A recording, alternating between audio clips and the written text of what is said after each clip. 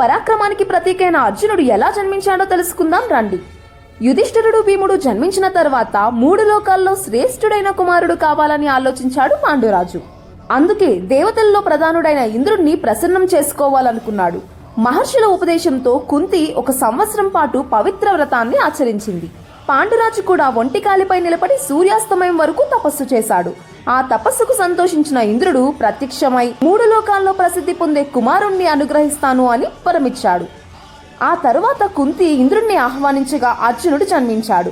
పాల్గొన మాసంలో పూర్వ పాల్గుని ఉత్తర పాల్గుని నక్షత్రాల సంధి కాలంలో పుట్టినందున ఆయనకు పాల్గొనుడు అనే పేరు వచ్చింది. ఇలా కురువంశానికి మహోన్నతులైన పాండవులు ప్రతి సంవత్సరం ఒక్కొక్కరుగా జన్మించారు. అయితే పాండవుల 5గురు కుంతీదేవికి జన్మించిన వారు కాదు. ఆమెకు 3 కుమారులే. మిగిలిన 2 మాద్రీదేవి కుమారులు. అయితే నకుల సహదేవులు ఎలా జన్మించారో తదుపరి భాగంలో తెలుసుకుందాం.